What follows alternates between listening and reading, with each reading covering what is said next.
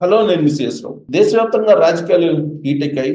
Schedule కూడా ప్రకటించడంతో ప్రత్యేకించి తెలుగు రాష్ట్రాల్లో కూటమి ఏర్పడింది. అలాగే ఎలక్ట్రల్ బాండ్స్ వ్యవహారం దేశవ్యాప్తంగా సంచలనంగా మారినటువంటి ప్రస్తుత పరిస్థితుల్లో విశ్లేషణ తీసుకునేటువంటి ప్రయత్నం చేద్దాం. ప్రస్తుతం మనతోటి రాజకీయ, సామాజిక, ఆర్థిక విశ్లేషకులు వెంటపాటి పుల్లారావు గారు ఉన్నారు, ఢిల్లీ నుంచి. నమస్తే అండి పుల్లారావు గారు. నమస్కారం గారు. నమస్కారం సార్. నమస్తే సార్. మొత్తం దేశ రాజకీయాల వైపు అందరు చూస్తూ ఉన్నారు. ఎలక్ట్రల్ బాండ్స్ ఒకవైపు, అలయన్స్లు ఒకవైపు, ఈ రెండు చాలా సీరియస్ గా కనిపిస్తున్నాయి. ఏంటి సార్, ఎలక్ట్రల్ బాండ్స్ ఎటువైపు దారితీసే అవకాశం ఉంది?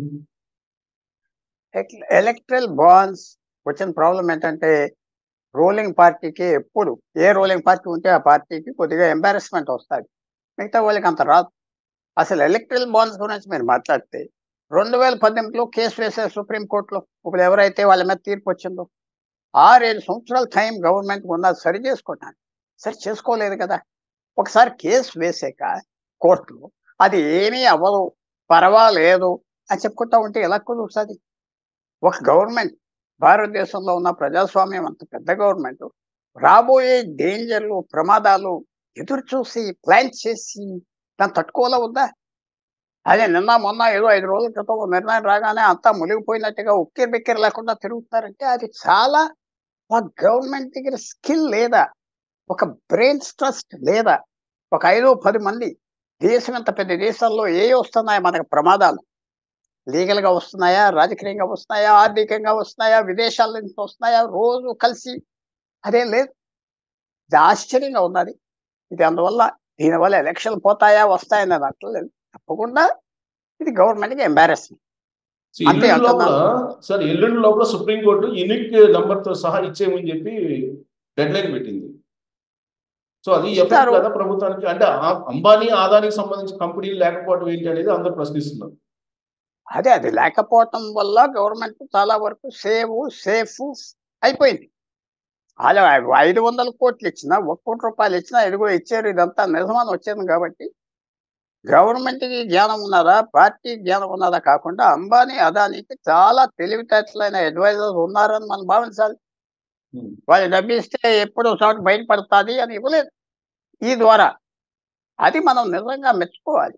అది ఏమన్నా ప్రాక్సీల ద్వారా, ఇతర పేర్లు, బినామీల ద్వారా ఇచ్చారో రాబోయే రోజుల్లో తెలుస్తుంది. ఇవ్వలేదు అనుకుంటున్నా. వాళ్ళంతా దూరదృష్టితో ఆలోచించి ఒక రోజు బయట పడతాది, మనం అల్లరవుతాం, మనకు జవాబు ఉండదు, ప్రజలు మనం దూషిస్తారు, మనం లంచాలు పెట్టి పనులు చేసుకుంటున్నాం అంటారు రాజకీయ పార్టీ. కానీ ఇవ్వలేదు. కాబట్టి చాలా వరకు ఈ అలిగేషన్ మీద గాలిపోయింది.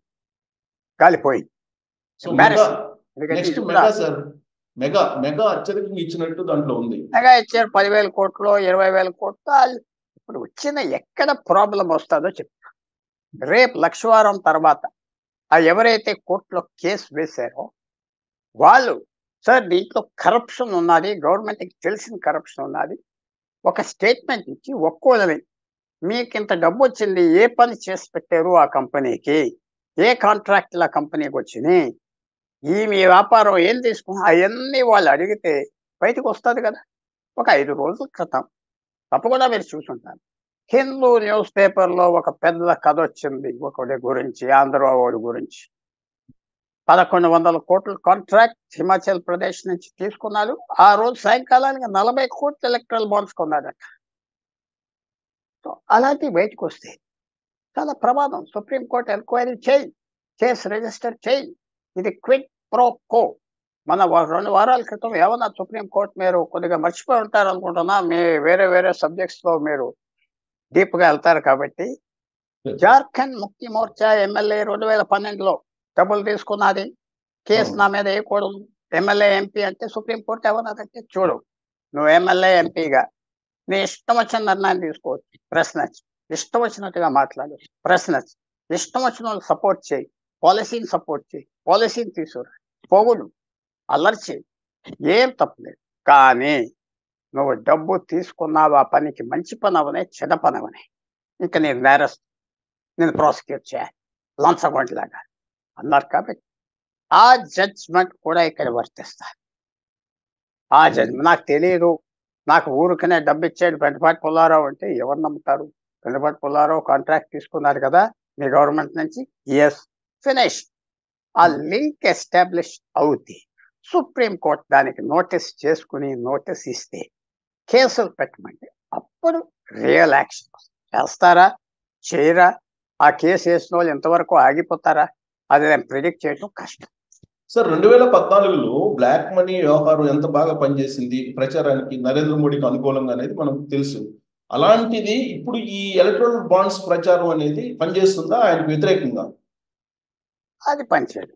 నరేంద్ర మోడీకి వచ్చిన అడ్వాంటేజ్ ఏంటంటే, ఆయన ఇప్పుడు ఒక వ్యక్తి పాపులర్ రాజకీయంలో అవ్వాడంటే ఒక కారణం గురించి ఒక వ్యక్తికి అవుతాడు. నాకు ఫర్ ఎగ్జాంపుల్ ప్రధానమంత్రి చైనా పాకిస్తాన్తో గట్టిగా ఉన్నాడా, దేశాన్ని రక్షిస్తున్నాడా అంటే నాకు చాలు. మిగతా ఏం తప్పులు చేసి ఇంకో వ్యక్తి ఉంటున్నాడు, నాకు బియ్యం పడేస్తున్నాడు కదా, నెలకి 3,000 రూపాయలు పెన్షన్ ఇస్తున్నాడు కదా, నాకు హెల్త్ కార్డ్ ఇచ్చాడు కదా, మోడీ కార్డ్ చాలు అంటాడు. అది చైనా అక్కర్లేదు, పాకిస్తాన్ ఇంకోళ్ళు ఉన్నారు మీలాంటి వాళ్ళు. ఒక ఎడ్యుకేషన్ బాగా డబ్బిచ్చాడు కదా, ఇంప్రూవ్ అవ్వింది కదా, ఏదో అని మీరు సో ఒక ప్రధానమంత్రి అనగానే, ఒక ముఖ్యమంత్రి అనగానే అన్నీ అతను చేసే పనులు మనకి ఇష్టం లేకపోయినా ఒక పని మంచి పని చేస్తే దానికి ఒప్పుకున్నాం. సో మోడీ ఏం చేయగలిగాడంటే 10 సంవత్సరాలు చాలా వరకు చాలా పనులు చేశాడు కాబట్టి చాలా మందికి ఆ పని బాగా చేశాడు. మిగతా చేయకపోతేనే బాగా రోడ్లు వేసేయడం కొంతమంది, బాగా ఎయిర్పోర్ట్లు పెట్టేయడం కొంతమంది, విమానాలు బాగా పెరిగినాయి కదా, తిరుగుతున్నాం కదా, ఇంటర్నెట్ మనకి డేటా చౌకగా వస్తుంది కదా, 10 రూపాయలకి ఏదో జీబీ ఒకటి వస్తుంది కదా, అప్పుడు 200 రూపాయలు. ఎవరి వ్యక్తిగా వ్యక్తి అంట. And so Modi popularity is high. దీనివల్ల డెంట్ అవ్వదు. ఇదేదో మోడీ ఇష్టం లేని వాళ్ళు, ఎలాగో ఓటు వేయని వాళ్ళు ఎన్నో కారణాలు అక్కర్లేదు, ఒక కారణం చాలు. సో దీని ఏదో ఎఫెక్ట్ పెద్దగా ఉండదంటారు దీని ఎఫెక్ట్. సో రాహుల్ గాంధీ అసలు భారత్ న్యాయ జోడో చేస్తున్నారు కదా సార్, అది ఆల్రెడీ ముగిసింది అనుకుంటా. సో దాని ప్రభావం అనుకూలంగా ఉండదా కాంగ్రెస్ పార్టీకి? ఆయన వరకు అనుకూలం అంతే. అది కాంగ్రెస్ పార్టీకి దాని గురించి ఆంధ్రాలో ఓట్లు పడతాయా? పడలేదు కదా. దాని గురించి తెలంగాణలో పడినాయా? రేవంత్ రెడ్డి గురించి పడినాయి, మనం ఆనెస్ట్గా ఒప్పుకోవాలండి. వారు శివకుమార్ కర్ణాటకలో ఉప ముఖ్యమంత్రి ఏమన్నాడు? 135 ఎమ్మెల్యేలు నేను గెలిపించా అన్నాడు. ఆయన గెలిపించేది అనలేదు కదా. అది ఒక పబ్లిసిటీ, చక్కగా చేసుకుంటున్నాడు, మాట్లాడుకుంటున్నాడు, అది ఒక వేరే విషయం. దానివల్ల ఓట్లు అనేది కొంతమంది ఆల్రెడీ ఆయనకి ఓట్లు వేయటానికి ఉన్నారు. కొంతమంది వాళ్ళు వేస్తారు, వాళ్ళు చాలా బాగా చేశాడండి. వాళ్ళకి ఎవరికి ఇష్టం ఉన్నది వాళ్ళు చేస్తారు. ఆ ఇష్టం ఉన్న వాళ్ళు వేయరు. రాహుల్ గాంధీకి వేసేవాళ్ళు కొంతమంది ఉన్నారు, ఏను వాళ్ళు చాలా మంది ఉన్నారు. ఎందుకంటే ఆయన చేసే మిస్టేక్ ఏంటంటే కాంట్రవర్షియల్గా వెళ్తున్నారు. ఒక నాయకుడు అనేవాడు కొంచెం కాంట్రవర్సీ లేకుండా అధికారం వచ్చే వరకైనా వెళ్ళాలి. కాంట్రవర్సీకి వెళ్ళిపోగానే చాలా మంది వ్యతిరేకం అయిపోతారు. కాంట్రవర్సీ లేకుండా వెళ్తే అతని వ్యూస్ ఏంటో మనకు తెలియవు కదా. ఓహో మంచోడేలే అనుకుంటా. అది దిగాక, పదవిలో దిగాక అతని సంగతి తెలుస్తాయి. సో అక్కడ ఫెయిల్ అయిపో. సో ఇప్పుడు ఆయన ఏదో రాహుల్ గాంధీని వివాదాస్పదం బీజేపీ వాళ్ళు చేస్తున్నారా, పాపం ఆయన తెలియక వివాదాస్పదం పడుతున్నాడా? లేటెస్ట్ గా ఆ శక్తిని దూషించారని చెప్పి ఇప్పుడు లేటెస్ట్ విమర్శ. ఒకటి, రాహుల్ గాంధీ ఇష్టం వచ్చినట్టుగా మాట్లాడుతున్నాడు. తెలిసింది మాట్లాడుతున్నాడా, తెలియని మాట్లాడుతున్నాడా? హిందూ ఫిలాసఫీ అనేది పిహెచ్డి వచ్చినా మాట్లాడలేం. ఎందుకంటే అది చాలా డీప్గా ఉన్నది, నాలెడ్జ్ కావాలి, సంస్కృతి తెలియాలి, హిస్టరీ తెలియాలి. నేను కూడా ఆ జోలికి వెళ్ళాం. ఎందుకంటే మనం అంత డీప్గా వెళ్ళలేదు కదా, ఏదో లైట్గా నేర్చు కదా అని వెళ్ళాం. ఆయన ఏదో అలా మాట్లాడుతున్నాడు. కానీ బీజేపీ అది హైలైట్ చేయడం వల్ల ఆయనకి బెనిఫిట్ వస్తుంది, ఆయనకి పబ్లిసిటీ వస్తుంది. ఆయన హైట్ పెంచుతున్నారు. ఆయన ఇగ్నోర్ చేయాలి, ఆయన ఇగ్నోర్ చేయట్లేదు. అందువల్ల మనం చూసేది ఏంటంటే తప్పకుండా ఆయనకు రకంగా ఇది బెనిఫిట్ అవుతుంది. ఇలాంటి కాంట్రవర్షియల్ రిమార్క్స్ చేస్తూ ఉండగా బెనిఫిట్ అవుతుంది.